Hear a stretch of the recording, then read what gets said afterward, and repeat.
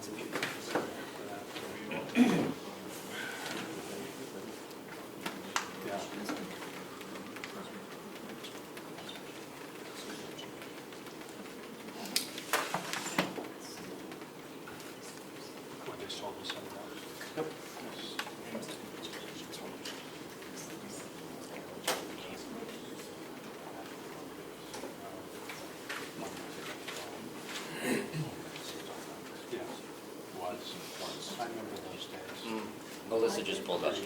Excellent. We're just going to wait for Melissa so we can get the Zoom going. We'll start momentarily. So we have 3 o'clock.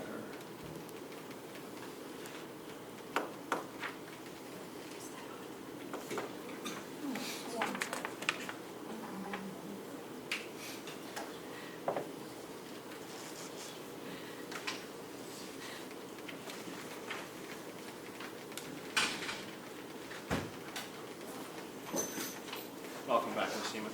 Thank you.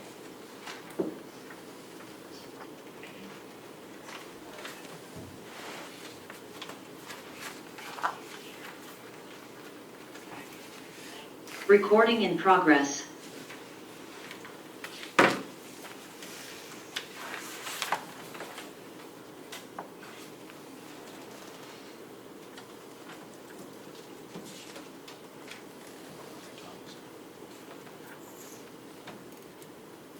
Oh, Tom is here, okay. We're back on the list.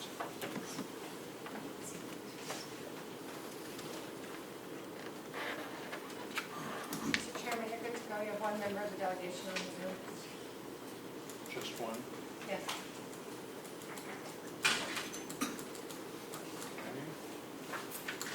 Now we have 2 members on the Zoom. Representative Crawford just joined. Beautiful.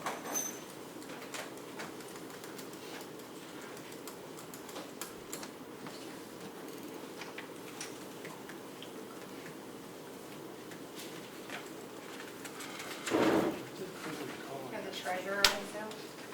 Thank you. You're welcome. Representative Barros, did you get clarification on Representative Woodcock? No, I haven't heard anything back. I can hear you, but I cannot see you.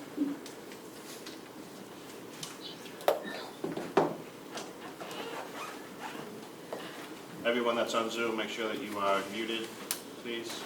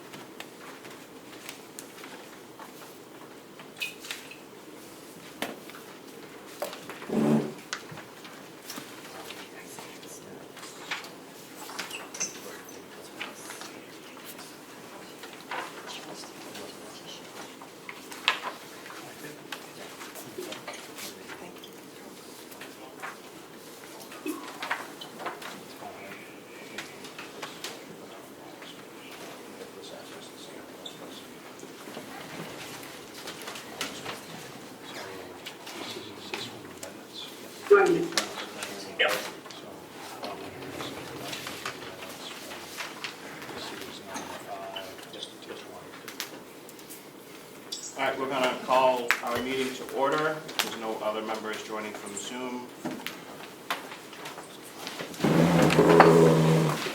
Representative Page.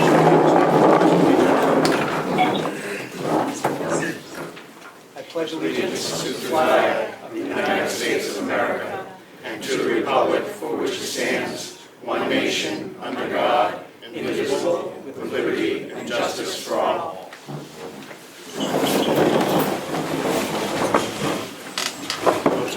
comment early today because it's warm. It's just a big room at the table. Could whoever that is speaking, please mute yourself. I got it. Thank you. Ms. Siemens. Any public comment? Frank Kane from Wolfboro. I've spoke at the delegation meeting in March 10th, March 20th, and June 5th. I asked the chair if they would put together a subcommittee to take a look into the staffing at the nursing home. That has not been done. The 2022 budget, they budgeted $15,000 for agency staff. As of the end of July, the county has spent $755,000 for agency staff, $108,000 per month. We're on target for $1.3 million. Today, there's 21 agency staff working at the nursing home. Staffing is a major issue, and it needs to be addressed. And at this time, I think the delegation really needs to look at these candidates that are to fill the commissioner's seat for Commissioner Plash, and we really need to fill it with the best candidate that can address these problems over there. Not down party lines, but the best candidate. And I still hope that you would put together a subcommittee that can help them, the commissioners, and address the staffing issue at the nursing home. Thank you very much. Thank you. Anyone else? Just stand and identify yourself for the record. I'm Blair Moffett. I live in Wolfboro. More specifically, I live on North Main in Wolfboro, and one of the old houses in town. It was built around 1780, which you will know is about 9 years before George Washington was inaugurated as our first president. I love living in this old house because the floors speak to me. There are stories to be told in those walls. I mention that just to say that what we do today really is a continuum of work that has been done before us. The efforts of many, many people, of generations of people who have built Wolfboro to be what it is today, Carroll County to be what it is today. And more specifically, those who have created and sustained this wonderful nursing home. What we do today, on any day, is simply another step in a long journey. And I would urge you today to think about what you do, the decisions you make as a part of that continuum of care, to continue the building of the assets of this community, to continue to care for the people of this community. It's a complex world that we live in, and there are many, many things to consider. I urge you to take the broad view, to think big, and to be sure that when history writes the story of this day and this month and this year, that you and all of us will be recorded as furthering the good of the community and acting in the best interests of all our people. Thank you. Thank you. Further public comments? Mr. Babson. Good afternoon. Also, two things, Mr. Chairman. Number one, a couple of weeks ago, on the webpage, the last expense and revenue we had was 2020, and with a new CFO, I would think one of the responsibilities would be to keep the webpage up to date. The other thing, I hope you'll throw party lines out the window and vote for the best candidate. Thank you. Further public comments?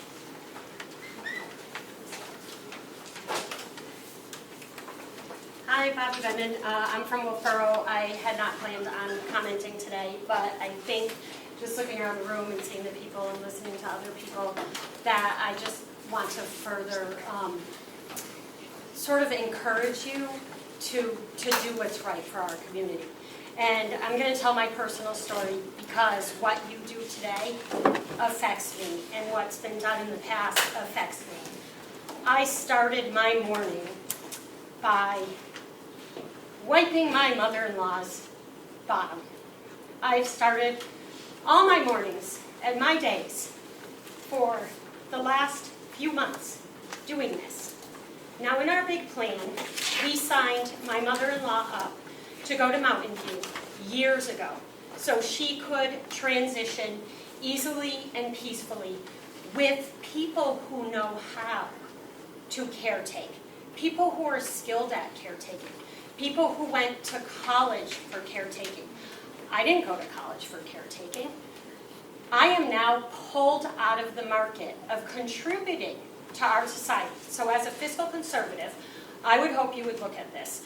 By not having my mother-in-law over there paying $12,000 a month, living in my house where I don't make that $12,000 a month from her, but I'm now pulled out of the workforce where I'm not contributing more money. So we've already lost 2 revenue streams just from one person who we can't put in there, who is now an empty bed, who was $12,000. When I started watching the nursing home go down, I made a call to a person who was highly skilled in the matter, who understood it, who follows it, who understands what's going on in our state. And I asked that person, what are we going to do? What should we do? And this is long before anyone resigned, before anything. And Bill Marsh stepped up and he started giving me answers. And he had the answers, boom, off the top of his head, because Bill Marsh was engaged. And Bill Marsh knew what was going on in our county. And he knows what's going on at the nursing home. And we have someone who is highly knowledgeable in this. So I really hope you will look at this. And you'll look at how those of us who are affected every day by this decision, and I hope that when you make that decision, you know there are caretakers who need to make a living doing what I'm doing for free right now. And I'm not contributing to society because of it.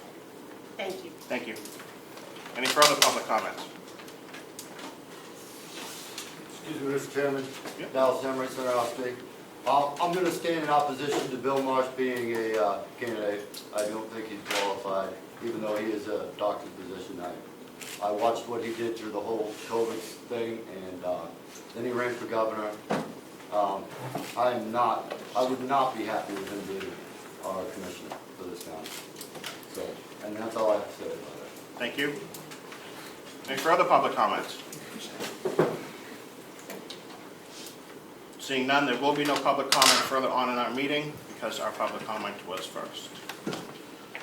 Mr. Clerk, approval of meeting minutes. I think we have an adjustment to our June 5th minutes. Thank you, Mr. Chairman. I would like to make a correction. It is a motion made showing up on page 5 of 9, at least on the sheet I have here. Motion was to accept the purchase and sale agreement for the property located at 95 Water Village Road for the term signed of the agreement, signed June 23rd, 23, with the Institute for Classic Culture continues. I was in error with the address of that property. It should have been listed as 20 Courthouse Square. And with the indulgence of the delegation, I would put forward that change. Thank you. Before we take a vote on that, we have an attendance, please. Thank you. Thank you. My apologies, Mr. Clerk. That's okay. Calling for attendance, Representative Cordelli. Here. McConkey, present. Smith. Present. Belcher. Present. Brown. Here. Possible. Absent. Crawford. Here. Thank you. McDonald. Here. Petronell. Here. Bucco. Here. Thank you, Tom. Woodcock, unfortunately, is absent. Burrows. Here. McAleer. Here. Page. Here. Cherry. Present, Mr. Quinn.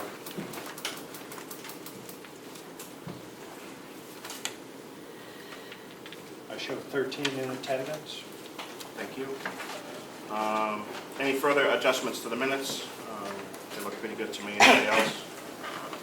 Motion to approve the minutes as corrected. Mr. Chairman, Yes. we have a hand over here. May I approach the chairman for just a moment? Do we need a sidebar, Madam Chair? No, I just have to give this to you. Is it in relation to our minutes?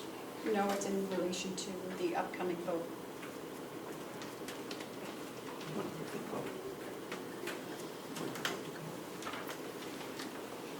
Okay. Vote on our minutes? You're right, I can read it, but I would rather. Mr. you Chairman. know. I believe that's, oh, I'm sorry, that's from Woodcock. I'm sorry, man. I'm sorry to interrupt. Do we need a recess, Madam Chair? For a second, yes.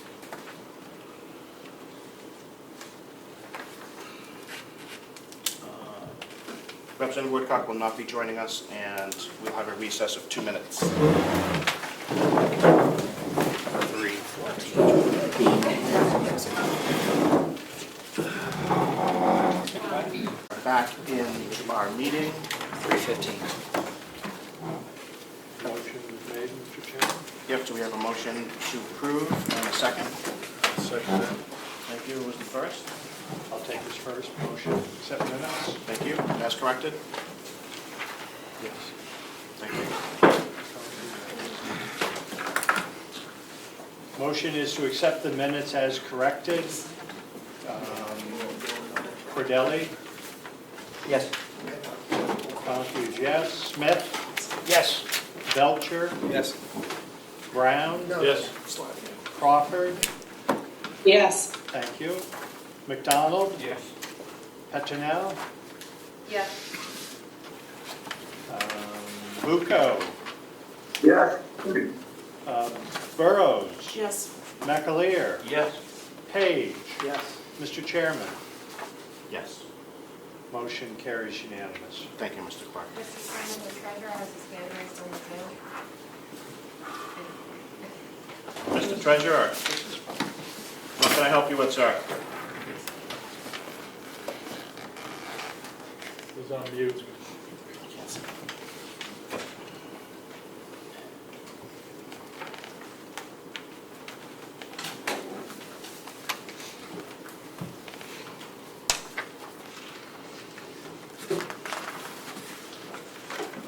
Mr. Treasurer? He's muted. I think you're supposed to.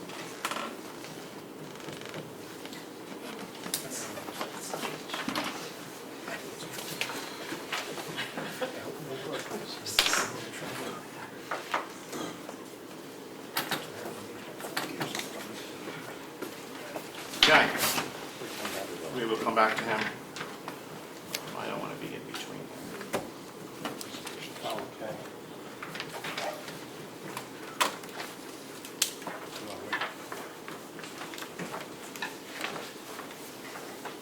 He's not logging in. He's not logging back in. All right, we're going to move on. We have the 10 minutes for each candidate for coming up for County Commissioner for District 3. Mr. Honorable Bill Nelson is first in the randomly selected order. Mr. Nelson, would you like to make a quick presentation? Yes, I would. Thank you. I want to thank everybody for being here. Well, a special thank you on this one day. I sent a brief resume out. I assume everybody got it, but I want to go over some things to the public as well as for you guys to review. I've been married for 54 years. I have 4 children, 4 grandchildren. I've been a resident of Carroll County about 35 years, Brookfield about 25 years. I've been a selectman in Brookfield for 15 years and a member of this delegation for 10 years. I've been a teacher. I retired 39 years ago as a teacher, school administrator, after 39 years. And my experiences have been wide and varied. I want to take a minute or two of my time to give you some of the experiences that I had, because I believe I see a problem and I address a problem. And it may not be on all fronts, but I think this will give you sort of an idea. First classroom I taught, I know we're talking school here, but I think you'll get a sense of it. 50 students in my classroom. That was a challenge, first year teaching. But I made it. I then went on to the special ed world. I met somebody through an organization, the JCs back then, who had a special needs student. That student had a need. At that time, there were not a lot of people doing special ed. So I went on ahead and got my degree, or classes for special ed teacher. I have a degree in college. I also have a master's degree. From there, we moved to Vermont, my wife and I. We moved to Vermont. Unique challenges in a small state like Vermont. I could go on with stories, and a lot of them are humorous. The kid who tried to kill me, types of things. If you think about it, he was taken out of a school in New Jersey because he burnt down the building. He came to Vermont. They had nowhere to put him, and they said, "Bill, will you take him?" But for a challenge, I took the kid. A nice kid, older. It was a high school. And this boy, so I had a letter on my desk. I wrote it to my sister in New Jersey. And he went berserk. Ran out of the building. The kid went absolutely, he could not hear or speak, I don't remember which. He could not communicate anyway, totally. He ran out of the building, and I had to find him. This was after school. I hunted him down. Long story short, he was in a farmer's barn. I go in the barn to see that he's okay, and while the farmer was there, he picks up a pitchfork and comes after me. He totally froze, but I saw a need. I had this student. I was willing to work with that student. I've had all sorts of circumstances with students, in schools, with administration, and seeing a need was it. I started a missing children's organization, incorporated it in the state of Vermont, missing TLC, Together Locating Children in Vermont. This was before they had milk bottles, pictures on it, before they had the National Center for Missing and Exploited Children. I was teaching in a small school, and a principal got a hold of a flyer that came in of a missing child. So I had to write a paper for something, and the professor wanted me to write about education. I saw a need. I went on and said, no, I have another direction I'm going to go. I want to see that we get pictures of schools, because I had never seen one in all my years of education, put in every single school building in the state of New Hampshire, of Vermont. So, wrote a grant, went to the legislature, had to make a special presentation. Lieutenant Governor was on it. Received the grant. I wanted to make a nonprofit organization, had people on it from the Lieutenant Governor, my professor from college, superintendent, the sheriff, the state police, I had everybody on it. I was able to, and with my wife and my children's help, they ran the copy machine. It was all out of our little branch. We moved on, I guess maybe 5 or 6 years, changing. The police agreed to do the printing for us. I had maybe 40 parents in a school that I had previously taught in. We put together 300 binders with missing children's information. And we made sure the state police printed it at first, and later on they printed it, and the sheriff's department and each of the counties delivered them to each school building and also nursing hospital, excuse me. The point is, I saw a problem, I addressed it. And that goes on in all the things that I've done in the classroom, in jobs that I've had, in things, both as a school administrator, part as a legislator, and part of this committee. All right, forgot my note, I knew I'd lose my space. I saw a need in an elementary school I taught in. It seemed silly. Teachers always wanted a place to have a cup of coffee and soda. Large school, didn't have it. Got my thinking cap on, started a company, Easy Pop. So Doozy Pop. Sold shares in the company because we had to raise the money. And superintendent bought a couple shares. I sold them to the teachers. We split the profits. Well, the school paid the rent. And the kids, as part of their deal, they got to empty it, fill it, and they were rewarded in the process. I saw a need. I saw a need during a lot of emergencies things that had to happen, helping out different organizations and everything else. I jumped in, I saw a need, raised money for it, and I did it. This was a thing that I followed throughout my career. If I saw a problem, I addressed it. I was not afraid to tackle it. I've been involved in 2 school buildings where new additions were built, one in Freedom, one over in Vermont. I saw it through, and it was an interesting process going through, and all these positions, by the way, use budgeting. Seeing all this happen, helping it through was very good for me. It was a learning experience from going to bidding, to implementation, to making presentations. Fast forward, I've skipped a bunch of things that are on my thing here, because my clock is ticking away. Fast forward to an organization recently started, recently is 10 years ago, saw a need. Nursing home is mentioned up. A church I'm a member or was a member of in Rochester, they had a very disorganized ministry to the homebound, the sick, hospitalized people. My wife and I started an organization. We did it through a ministry. And we had, I think it was 60 people involved in the ministry. What we did seeing a need is we visited, everybody was trained. We had a group come in and train it. We made sure everybody had a training. We all went into it, took turns going into hospitals, nursing homes, assisted living, and even went with the dying in the process, respite care. Others. So we met everybody. We saw a need, we addressed it, we did it. And it went on for 10 years, and we moved, and that it continued on for years, but everybody's aged out. So, a need. In the county here, I've, over the years, seen all sorts of things come and go, from the farm, appreciate that, to how to use this building, to housing for the nursing home. And I really see the shortage of staff obviously being a big issue. And I do think we pay the people per diem to come in and fill the spots. It is kind of a shame they get a big bonus for coming and having those people on, but we need them, unfortunately. But I see that needs to be addressed as something that is a need. So needs are what I recognize, needs are what I work with. I was on the nursing home committee, I was on Health and Human Service Oversight Committee, down in an Education Committee and Health and Human Services Regular Committee when I was down in Concord.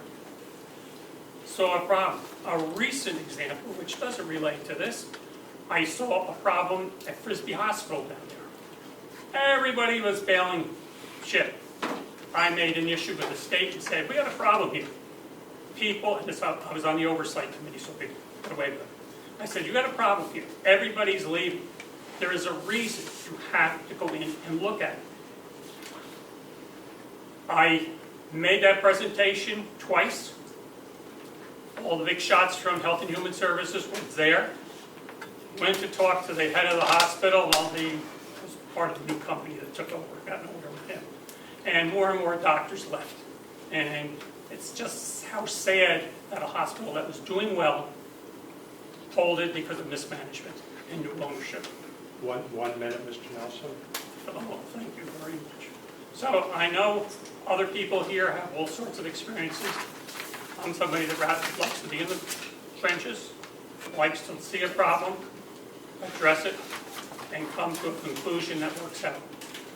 Now, in my half a minute or whatever I have left, one of the things back in school, we needed, I had students in my class, we lived on the Canadian border, little swimming in the summer, couldn't how to swim, didn't know how to swim, well, I wrote a grant.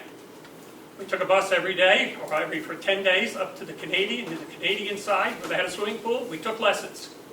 I saw a need, I addressed it, I wrote grants, one of many, to see that something's done, and I also carried it out. I thank you for listening to me, and I appreciate being here. And I remember all the things I didn't say. Thank you. We don't have time for questions. You have questions? Oh, yeah. He has 10 minutes if you want to ask a quick question. Okay, I'll ask a quick question. Quick question. Can you ever foresee a time, particularly you mentioned the agency staff, where you would recommend the nursing home be privatized? I hate to see that. I know it could probably, personally, I would hope it's part of it. Quick. we're running over on time. So I appreciate you talking about how you see a need, you rise to the challenge, you work to fix it, and deciding to step up to be considered for commissioner. Can you describe to me what you see as the key needs that you're stepping up to try to fix? Can you help us to understand what you're trying to tackle here? Looking over the last 10 years when I was on delegation, there were many. And some of them seem to be still around, how to use the land, how to use this building, how to do different types of things that had to be done. Worked very closely with the administration at that time when I was on with over at the nursing home. It was running smooth. And all of a sudden we've got problems here. I do not privy to the problems of why these people left. But I see so many things. I was at a meeting this afternoon. It was the farm type of how to use the land. That's an old one. That's way back. There are so many things that have gone on, and I think it's time to try to solve them. I certainly got that from this 1 o'clock meeting. They were out to get it solved, and you make this use of them. But they're Red Cross, the police, the sheriff's department, to all the departments. Thank you. Thank you. We gave Mr. Nelson 2 extra minutes, so we will give each candidate, if they needed, 2 extra minutes. For questions. Honorable William Marsh, next. You have 10 minutes, sir. Thank you, Mr. Chairman. It's a pleasure to be here today. I understand that you all got a copy of my letters and my resume. Most of you know me. You've known me for years, so I don't think you need to be introduced. Just as a brief summary of what my resume says, I was a physician here in Carroll County for 30 years. I practiced both at Memorial and at Huggins Hospital. Had many positions at Huggins Hospital, including being a trustee for 19 years, 10 years as corporate treasurer. I was the man who was stuck when the hospital was really getting into trouble with quality of care and financial issues. When I first became treasurer, we turned that hospital around.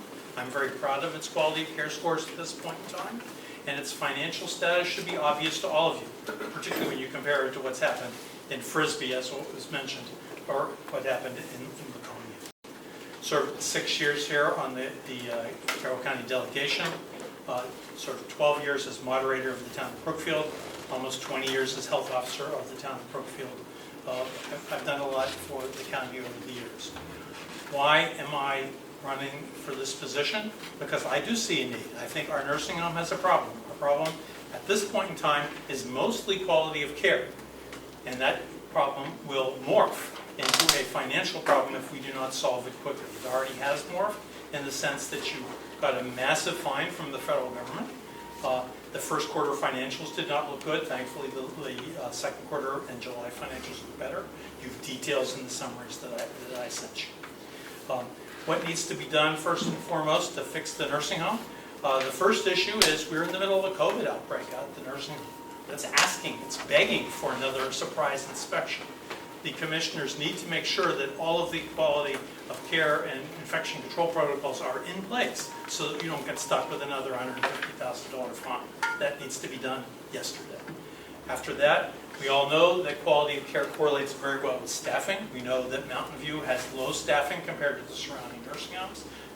That's documented in CMS Nursing Home Affairs website.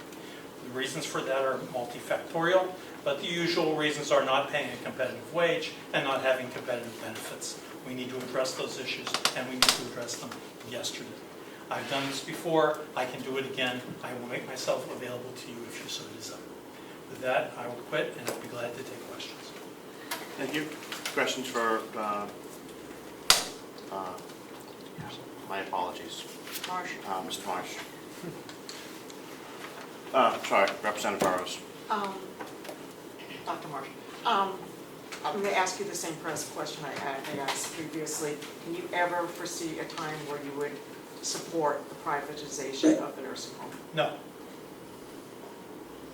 We would have an obligation to pay, under state law, to pay for the maintenance of the indigent in this county, and I believe it would cost the county far more to do that through a private organization than through a county nursing home. In addition to that, quality of care of private nursing homes is, in several clinical studies, shown to be worse than in a publicly run nursing home like ours.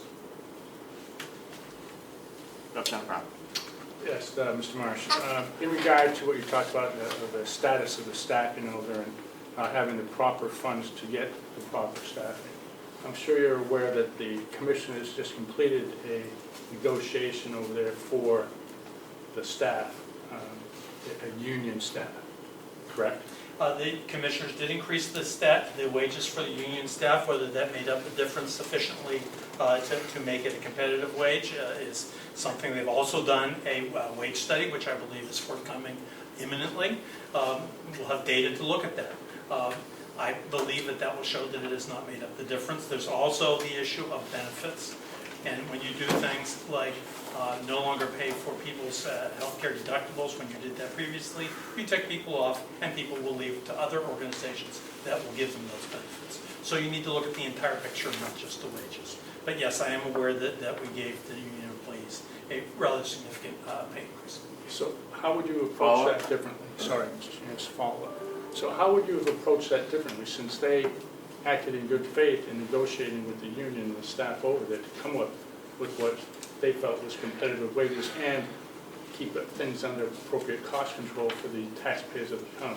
So what would you have done differently? Right. The first thing I think that we need to recognize is that we have more than done what's needed for the taxpayers of the county. The revenues exceed the budgeted amount substantially at the nursing home, as you'll read in the letters that I sent you, and the expenses have been coming in under budget. We have the resources to solve this problem. We can do as I did when I last chaired the nursing home subcommittee and increase the revenue side of the nursing home budget to more accurately reflect what they are actually receiving in payments, and use that money to pay a competitive wage so that we have the quality of care to attract the private pay patients that will pay us the revenues that we want to be generating in the first place. We can solve this problem. Thank you. Thank you. What time do we have? Still have 4 minutes on the original. Representative Belcher, a question for Thank you, Mr. Mr. Marsh? Chair. Thank you for being here, Mr. Marsh. My question is, given the staffing shortages that do exist, not just here, but as more of a broad issue, nationwide issue, I want to understand a little bit more of the technical details about how you think we can successfully address bringing on more nurses on staff as opposed to bringing in contractors when there is in fact a nationwide shortage of nurses. Right, there's two halves to that question, maybe three halves. First of all, you have to retain the nurses that you have, and that involves paying them a reasonable or competitive wage and paying them the benefits that they would be able to receive elsewhere so that they are not attracted to leave. Nurses are really loyal. It took us a long time to start losing nurses when we were not paying competitive wages against 20 years ago, but it does happen. And I'm afraid that if we do not address this issue very quickly, it could easily get worse. The second issue comes to recruitment. If you are actually offering competitive wages, you will get people applying for jobs. And just because people move around and that sort of thing. The last thing is training. We used to have a program here where we were training LPNs through a community college up in the northern part of the state, up in Berlin, in conjunction with, I believe, the University of Vermont. We could institute such a program again. In fact, I've talked to the people at Huggins who are doing that at Huggins right now and using such a program to maintain their staffing, and they'd be glad to work with us to do it. Anita's talked to the people at Memorial. They'd be glad to work with us too. These problems can be solved, but we have to be brave enough to put those programs in place and actually do it.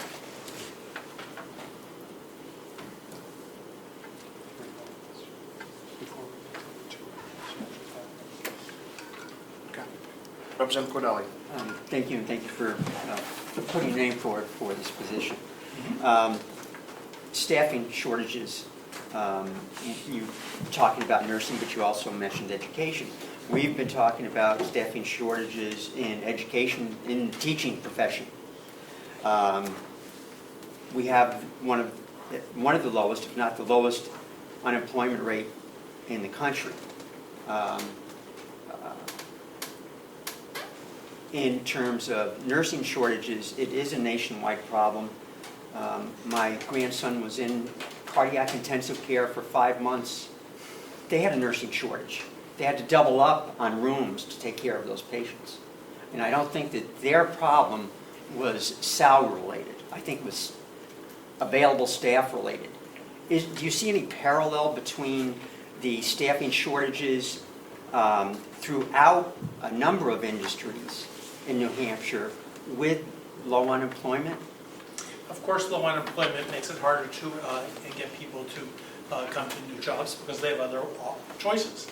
That's why it's very important, especially in that kind of a situation, to be paying a competitive wage and an up-to-date competitive wage. You can't be running 6 months behind in that, and competitive benefits. Any further questions for Mr. Marsh? Burrows, Representative Burrows, you can finish it up? Yep. What would be the first one or two things that you would do if you were elected commissioner in terms of the nursing home?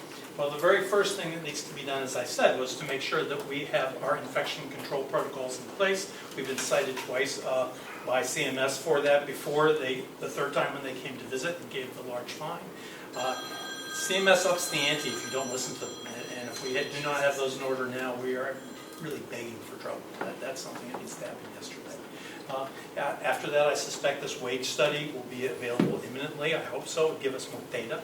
Even if it's not available, we have the various advertisements that Taylor and various hospitals and healthcare organizations around put out. They're the people we're competing with for staff. We need to make sure it's a level playing field, and we can do the legwork and do that. Thank you. Thank you for coming forward. Mr. Brian DeShays. So, my coming here was to give the county a chance for a nonpartisan person as a commissioner. I'm an independent, I'm not a Republican, I'm not a Democrat. I have done a lot in my life also. I've taught with special needs students. I've run a reevaluation in Tufton Borough when an 87-year-old woman came to me and said, I can't afford my taxes anymore. I've worked at federal level for the Department of Agriculture. I've worked in the private sector for Market Basket Corporation, where I set up a whole safety protocol and inspection division for them. We did $300 million a year. I had 35 to 45 people underneath me. I've done a lot of things. I've become a representative for the last 2 years, a Board of Selectmen member the last 2 years in Wolfboro. And what I found out is I'm the only one who's put my phone number and my private email address on the town website so that people can contact me from 6 in the morning till midnight. And when they contact me, I contact them back. I answer their questions. People bring me problems and I solve their problems. We're having 2 sewer extensions done because an elderly gentleman came to me and said, I can't afford to replace my septic system. Nobody's going to help me. We're now doing 2 sewer extensions in town, and we're not only helping him, but we're helping several people, and we're helping to keep the water clean in Wolfboro because we have failed septic systems on these lines that are going into the water. But I will say this. Being here and listening, Bill Marsh is your mayor. He's the person that should take over this position. Because I know that I don't have the expertise to run a nursing home the way he does. I'm a quick learner. I would pick it up. I would dig information. I would find facts. I will hold people accountable. I hold our police commission accountable. When I find out that they've been recommending warrant articles for 22 years on our town warrant when they're not supposed to. And then I find out that the budget committee for 22 years has not let a Board of Selectmen representative vote when they're supposed to. It's required by state RSA. So every time I turn over a rock, I find something, and I dig and I dig and I dig and I dig. And whenever a project comes up to me and somebody says, can't do it, or we've always done it this way, that's not acceptable. You think outside the box, you make things work. That being said, could I do the job? Absolutely. Can he do it better? Right now, he's the man for that position right now. Yes, I am bowing out. So if you take a partisan look at things, he won't be elected. If you use your head and think about what's best for the people in the county, then you'll vote for him. That's what it says. Mr. DeShays, we have a question? No, I bowed out. Questions? I don't need to answer any questions. So you're withdrawing your name? Yep.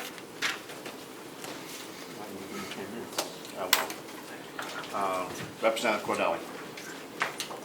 Yes. I believe the next candidate on the list was Amanda Bavard. We have a communication from Ms. Bavard. After thoughtful contemplation of what is best for Carroll County, I am withdrawing my name from the election for commissioner to replace Matthew Platch. I encourage my supporters to vote for the Honorable Bill Nelson. Thank you all for your support, and sincerely, Amanda J. Bavard. Thank you, Representative Cordelli.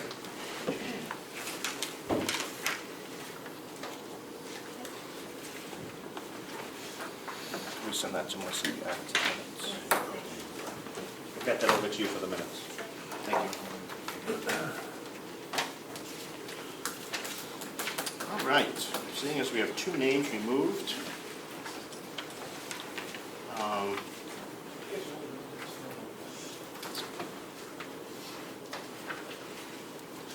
I was asked to do this by consensus, and we had 4 people.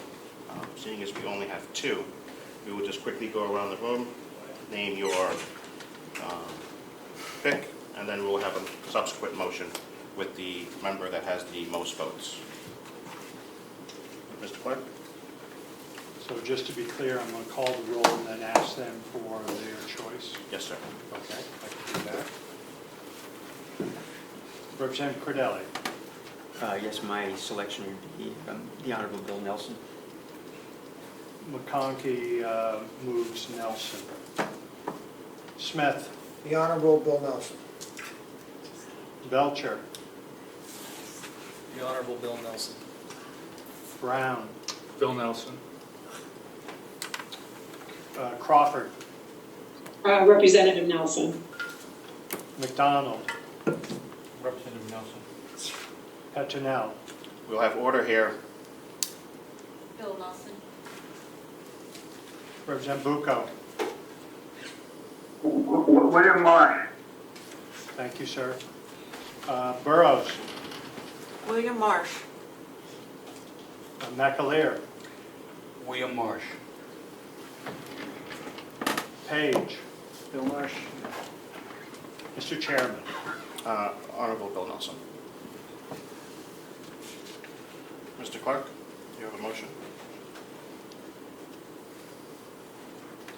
Looks to me that it is, give me 1 second, just to confirm.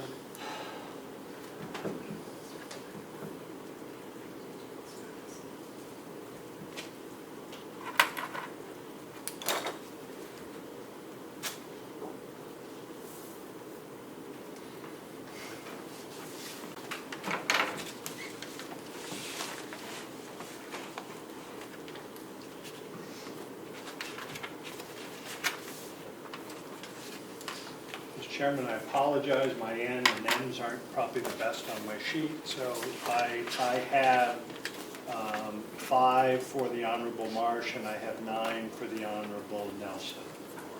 I have Nelson being the head. Am I right on 14?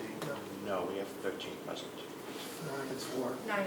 Let me confirm my Marsh. Burrows, McAleer, Page, so it is 4. I apologize. 9-4, Nelson. Mr. Clerk, do you have a motion? I would make the motion that the delegation appoint Bill Marsh to fill the interim commissioner's position. No. Bill Nelson. I'll second that. Yeah, I've heard that. Let's go. Thank you, I apologize.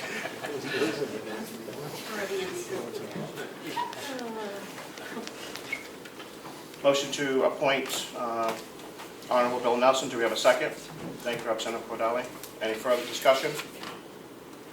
Yep. Can I Quickly? make a quick comment? Quickly? The people of Carroll County are going to remember what we do here today, so just think about that. Thank you. Representative, Mr. Clark, call the roll. Yes. Representative Cordelli. Yes. McConkey, yes. Smith. Yes. Belcher. Yes. Brown. Yes. Crawford. Yes. McDonald, Yes. Pettinell, Yes. Bucco, No. thank you. Burrows, No. McAleer, No. Page, No. Mr. Chairman. Yes. The separation, I see 9 and 4 this time. Thank you. Thank you. I'd like to thank everyone who put their name forward for this. Thank you for stepping up into the public spotlight. I'm guessing that somebody will be in touch with Representative Honorable Bill Nelson about being sworn in. Madam Chair? Yes. Thank you.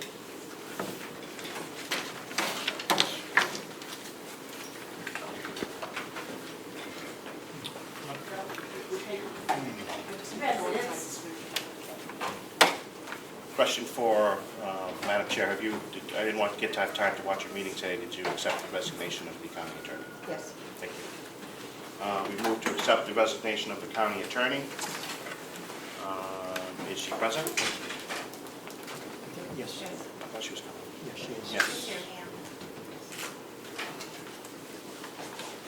So we're here to accept your resignation, Madam County Attorney. I accept it with regret that we're going to be losing you for the foreseeable future. And I want to thank you for your service to the county in the last 4 terms. It's been an extremely difficult decision, but it's the best thing for myself at this point. Thank you. Thank you. Huh? Of course.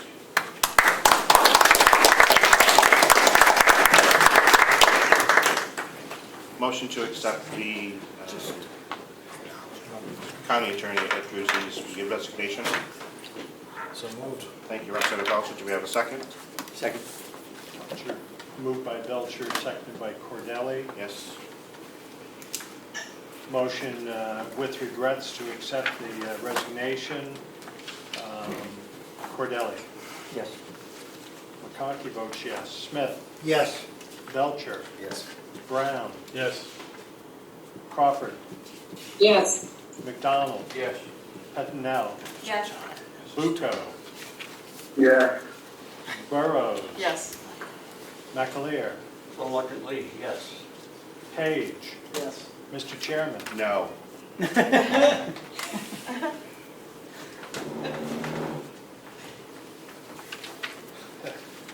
you go. The motion has been accepted with one exception. Thank you. All righty. Now that that is out of the way, we have a 21 financial audit report from the CFO. So the 2021 financial statement audit has been completed and accepted. There were considerable improvements, although not perfect, from prior years. I came in at the end of '21 and we did the best that we could to clean it up in the time that we had, and I'm pretty happy with the way that it turned out. We were right on target with our fund balance that we use to set the taxes and our budget purposes, and we're improving all the time with the suggestions the auditors are making. The 22 audit is underway, and I would field questions that you might have regarding the audit. Any questions that you might have, or progress that we've made since that time. A question for the CFO on the 21 final audit. Okay, well, then I have several. Okay. Madam CFO. Okay. There were quite a few deficiencies in the 20 and 21 audits. You came in at the tail end of 21.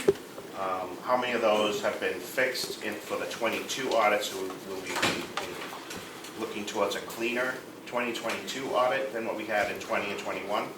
Yes, I will say that with pretty strong confidence. I've already received the 2 journal entries from the auditors for the 22 audit, which I believe during the 20 audit there were over 50 to 55 journal entries. In 21 we maybe had, 10 that impacted the financial statements, and I had 2 in 22. So because the 21 audit took place early this year, and then I jumped right into the 22 audit, things they found as far as deficiencies in certain departments for record keeping and their controls we have fixed for 23. The auditors were gracious enough to say we're not going to go back in and test those in 22 because we just did them in 21. So I am not sure if they will carry those forward or not because they did not retest them in 22. So I feel like everything has been corrected in 22. And you will have a much cleaner audit in 22. I like that. And thank you for your work in getting these numbers to us in a timely manner. You're welcome. How is the process going forward on the 22 audit right now? They've been here and done the field work, and we were just discussing that today. They just have a few random cleanup issues, and I think they're just dealing with time constraints because of not only are there personnel shortages, there's auditor shortages as well. So I think they're jumping from project to project, which is delaying the wrap-up, but I'm hoping to see it shortly. Thank you. Do you know what they'll be testing for 22? They've already done all the testing for 22. I did it in April, right after April 15th, and they've done all the testing for 22. So it's a matter of doing all their internal control documentations and planning documents and everything that goes into preparing the audit and then issuing the final financial statements. Fantastic. And how is our fund balance for 21 compared to what we estimated it as? It was pretty close to on target. Perfect. And 22 as well? Yes. Thank you. Any further questions for the CFO? All right, we'll move right into this year's review, financial report up into the second quarter. Actually, I think you have the July financial statements. Is that okay? We're right up until July. We're right up until July, right? Thank you. And you'll have August shortly. Everything is going good. You have financial statements through the month of July. Currently, the county is showing a $9.6 million deficit, but that is to be understandable because we don't collect taxes until late November, early December. So that revenue will not offset that deficit until that time. We should have spent approximately 58% of the budget at this point, and there is underspending, and that $9.6 million deficit is under 58%. So that is just the county budget.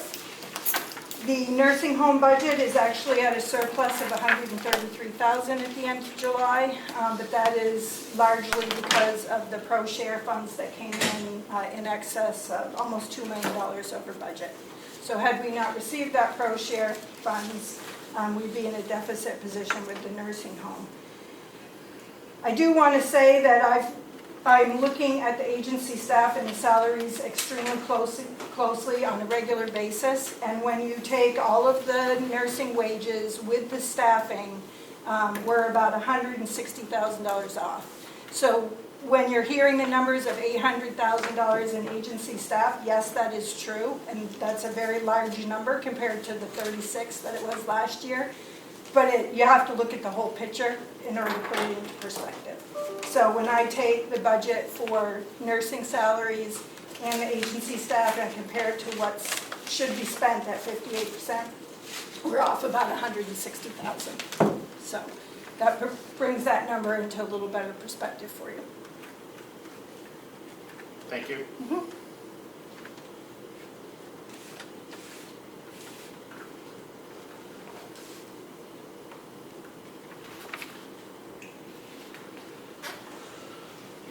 Any questions, further questions? The revenues for the year, are they on here before I look? Yep, they are. General fund revenue is on the second page. For a total revenue of $975,762. Second page, third page actually, considering they're back to back. And the nursing home revenue is on, well, just have to thumb through here. Second page from the back, the front of the second page from the back, nursing home revenues at $10,044,000. Budget being $12,282,000. So we are well over budget, but largely because of the pro share funds.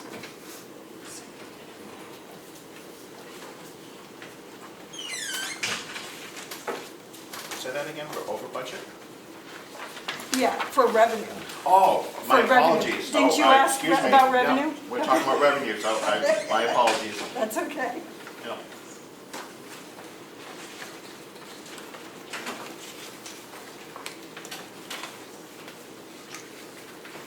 Any further questions for the CFO on expenses or revenues for any department in the county? I'm not sure it's for her.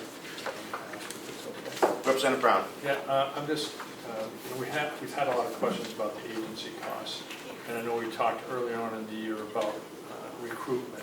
Is there a program that we put in place to try and recruit regular staff? And I know we finished with our negotiations for the contract. So, is there something we're doing to help with that moving forward? Yeah, I mean, that's probably a better question for the HR department, but I do know that there has been a significant effort for recruiting, and it's not necessarily a matter of pay, it's finding people. I'm not saying pay is not a factor, but finding people in every industry, in New Hampshire, Vermont, across the nation. I understand, I just wanted to Yeah. get your perspective on that. Thank you. We'll just interrupt our meeting for a couple minutes if everybody wants to say. We'll take a quick recess if everybody wants to say goodbye to the county attorney.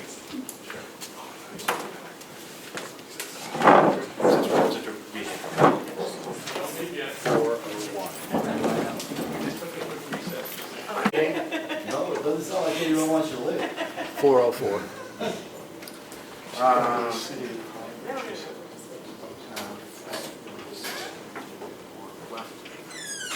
Anita's in the back. Representative Smith's on the phone in the hallway.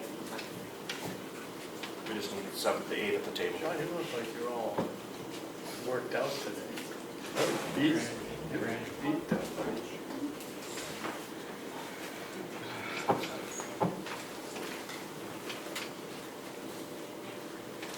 What did we start with? We're gonna have a meeting in October. All right, yeah, moving on to our meeting, 406. County lands update. Mr. Chairman. Thank you. Representative Mackler is on.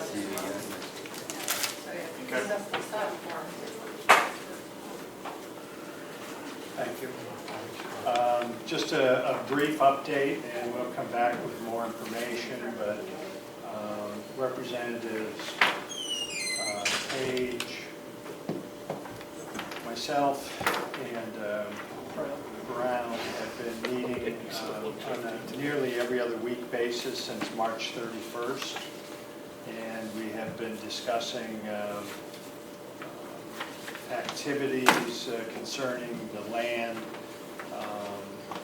We have had, well, we like our little conversations, and we have, we are working to a point of having a much larger public forum about that, what's important to the residents of Carroll County, whether we continue to capture our 900 acres for the present purpose, or whether we think of some other sparing taking of that land for other uses.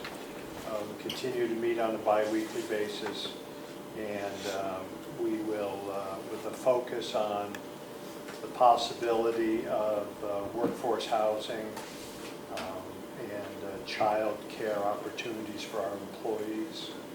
And we're continuing that goal, working with the commissioners on the ARPA funds and the repurposing of this building going forward. And our goal is to work with the commissioners so that we're together on these projects so that when it comes time to act, especially on the annex property, the delegation will be in agreement with the commissioners. And that's about all I have at this point. We have minutes, and we're pulling together a lot of our records, archiving in one location, so that people can view that. We pledge to keep the delegation informed. Thank you, Mr. Chairman, and thank you for your work on this. It's an important topic, and we should continue moving forward on it. Any questions for the chairman of the subcommittee? Seeing none, Representative, where did Terry go? We can hold on this. Bob, Mr. Murray, wanted to be added to our other business. Thank you for letting me speak. Some of you may know, I was recently asked, I was approached by the HR department to assume temporary responsibilities at the nursing home as the interim administrator after Dee resigned, and I accepted. So I will be combining that with my director of maintenance duties, interim administrator at the nursing home, with a good support crew. I certainly don't find myself qualified to be in that position, but with the support crew that I have and the experience that I have in the nursing home, I think that I will do my best to ease the transition between the old administrator and the new administrator, help keep things going in the process. But I'm happy to report that we just had our annual state survey 2 weeks ago. And infection control, I know, was a big issue and a big hot topic earlier in this meeting. And our infection control survey was deficiency-free. Nice. Thank you. And that's attributed to the nursing staff at the nursing home. They do an incredible job, and I can't say enough good about Sue Dodier, the director of nursing, and her team who pulled this all together and earned us deficiency-free. We had a couple minor record-keeping deficiencies. Again, nothing serious. The state surveyors made it a point to tell us that the residents are happy, the families are happy, and the residents are well cared for. And I think that's very important to articulate. And this is coming from the state. So I'm happy to report that. And Can I ask a question? Quick question. Quick question for Representative How are Bowers. you going to juggle that with the 2 jobs? How many hours are you going to have to work to do that? And is it? Well, I'll do whatever it takes to get the job done. It's going to be a lot of work. Will you get sleep? Some. I'll sacrifice some, but Okay. I'll find a way to get it done. Like I said, I've got support staff, both in the maintenance and in the nursing staff. Sue Dodier, Director of Nursing, is going to be taking care of the clinical part of the business of running the nursing home. So it's going to be a joint effort. I'm not doing this alone. Yep. We'll get it done. And I also need to mention Lynn Beatty, the administrator of the Coas County Nursing Home, is going to be the supervising administrator. We've already had a lengthy chat. We talk every day. It's her license that's going to be carrying the nursing home until we find a new administrator. And so far I found her very knowledgeable and very helpful, and she's going to be a great resource to help us get through this. Representative Brown. Just a quick question. I know you just took over here, but can you tell me, this came up earlier, can you tell me what the vacancy rate is, 9 empty beds right now. Thank you. And, because we do have some residents with COVID right now, we're not taking admissions. We're going to be reviewing that again on Monday to see how our trend is. And hopefully we'll start taking admissions again next week. Thank you. I appreciate what you're doing. Thank you. Thank you for stepping up, Bob. I just had a couple questions. When Howie retired, this was the same process you guys went through last time. There was 2 years that were reporting to the gentleman from Stratford County. His name escapes me. Ray Bauer. Ray Bauer. Is this the same? We're following the same process? Same process, yes, and this is a process that's mandated by the state. I am not a licensed nursing home administrator, and there has to be a licensed nursing home administrator. There has to be a license hanging on the wall. Yes. So she's doing that for us, and the state is allowing me to be the interim administrator, the hands-on, The day-to-day guy. the day-to-day guy. Perfect. I can think of no better man for the job, Mr. Murray. Well, thank you, appreciate the confidence. And give our thanks to Ms. Dozier as well for your survey. I know we've been through some issues over there, and we want to make sure that we continue on the same path. So send my thanks to everyone over there. Will do, thank you. Do we know about this drainage easement? If I could, Mr. Oh, yes, please, Representative. So my Mr. Clark. understanding is that the commissioners, and I stand to be corrected, the commissioners are in favor of the easement as presented. They just didn't know if they needed to come to the delegation to support their decision because it's a in perpetuity easement that we're granting. And if I could take a moment. Of course, please. If you were to drive down the road behind us and go past our jail and continue, and the road, it turns from pavement to gravel, takes a sharp left, goes down to the edge of our property. And then there's a residence on the left-hand side. The water that cascades down the hill during storm events over the Blueberry area, across the hay, everything drains to that edge of the road. And there was an old culvert there at one point in time, but the water accumulation is so great that that culvert's no longer taking care of it. And then it was channeling down the side of the road. And what was happening, it was an enormous amount of damage to driveways and shutting down the road from time to time. Town of Ossipee, through the Public Works Department, through TJ Eldridge and his good crew, came and surveyed the situation and decided that if they were to make a change at that intersection of the road and our field, and then were to create a large agricultural swale down near the edge of our property, then that water could sheet off and not be an issue to the roads. I see it as an advantage not only to the town, but an advantage to our properties, because it will allow us over the years to connect some of our drainage swales in that lower field, which has been unproductive, and over time help drain our property also. So we, the Lands Committee, talked about it, and we see it as a plus and a nice working relationship with the town. And unless, Mr. Chairman, you saw some need we couldn't sign it, I think it makes sense. Mr. Chairman. Representative Brown. I did view the location with Representative McConkey after one of the recent storms, and it's certainly something that we need to do down there for the sake of our property as well. So have Ms. Seaman, seeing as the commissioners are absent, has the commissioners signed off on this, or are they waiting for our approval? No, they have signed. They have voted on it, agreed to it. They've signed and had their section notarized, but I'm just holding it pending your stamp of approval. And like Representative McConkey said, it's just, we're talking about county lands a lot right now, and this is in perpetuity, and it's a thing, so it's just, we didn't get clarification whether or not you needed to approve it.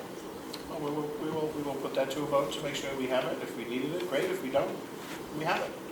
I'm guessing Representative McConkey, you were going to make that motion to accept? I will make the motion to accept the Commissioner's recommendation to grant a drainage easement on our property with the town of Ossipee as outlined in the agreement presented before us on this day. Thank you. Do we have a second? I second that. Thank you, Representative Brown. Any further discussion?